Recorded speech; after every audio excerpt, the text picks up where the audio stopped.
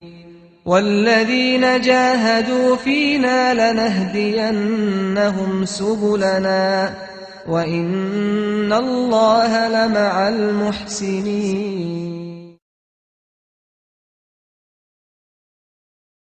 I was 22 when I became Muslim.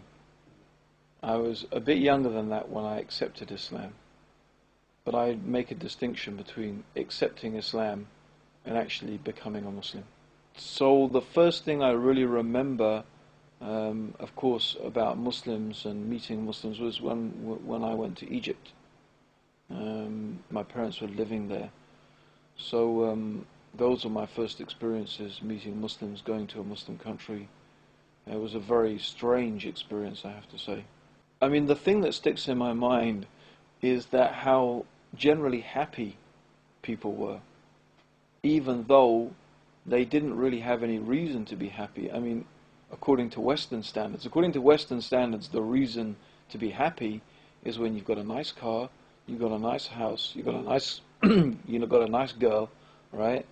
And you've got lots of money to have a good time, and then you're happy, right? I mean, that's the Western standard of happiness. But if you go to Egypt, I mean, certainly when I went there, you didn't see that. People were extremely poor. And poverty was the immediate thing you notice was poverty. Yet, in spite of poverty, people seem to be extremely happy. That is a very strange thing to encounter, because it immediately goes against everything that you've been led to expect is the source of happiness.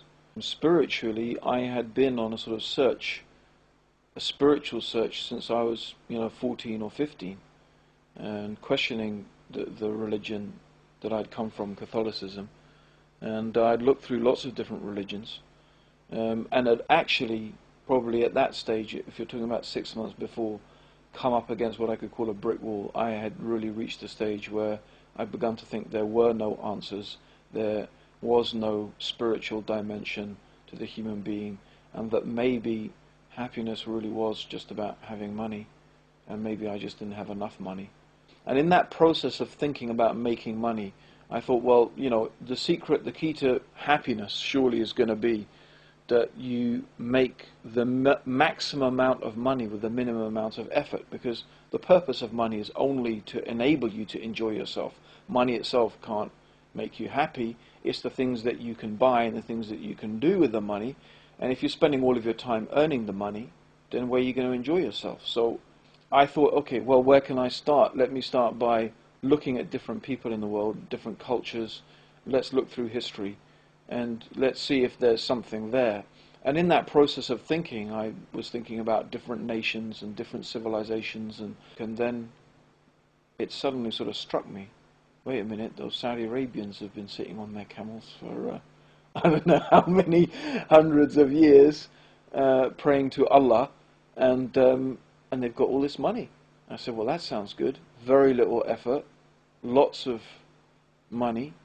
I said, let me start researching, see what I can find out about this. And I obviously knew their religion was Islam and their book was the Quran. And so I thought to myself, okay, let's start by reading the Quran, see what that has to say, what I can find out there. And that's really how I came upon Islam.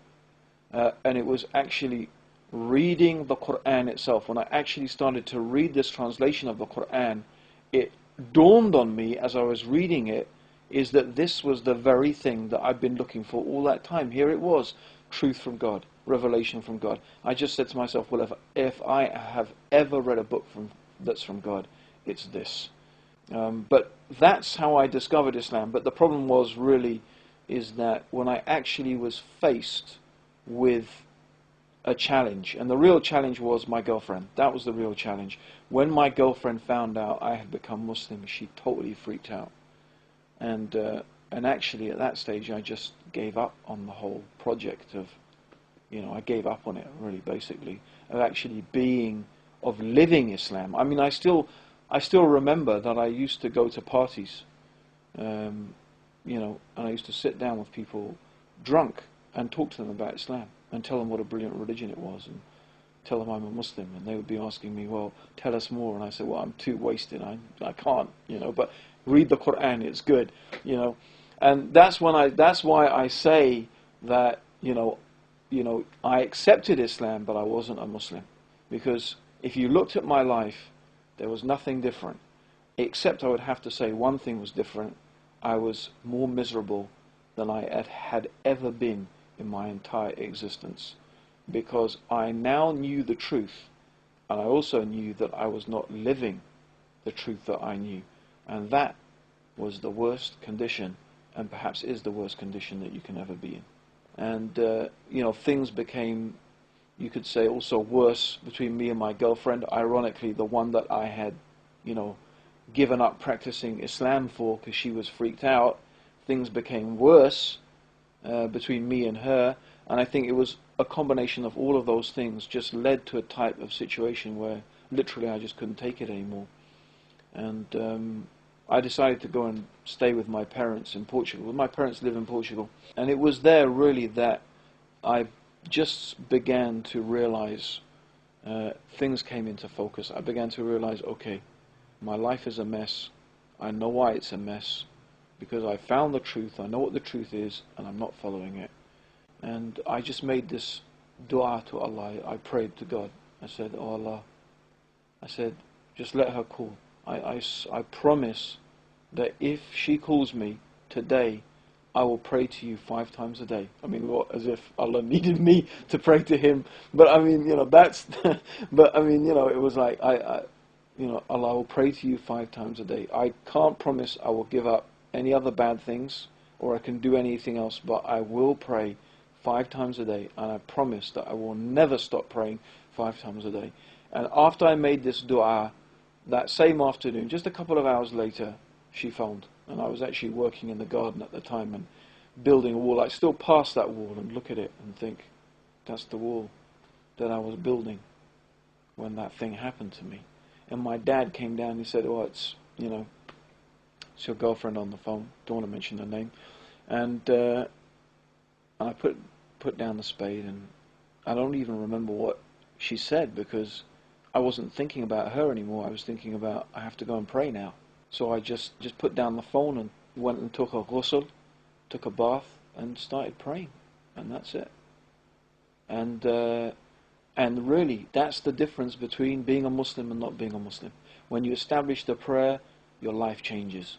And really, just praying 5 times a day changed my life, and that's it, really. And that's when I say, that's when I became Muslim. That's the day I became a Muslim.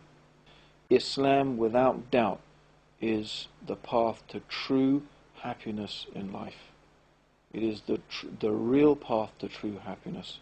And people ask me, so what is it like now that you're Muslim compared to how it was before?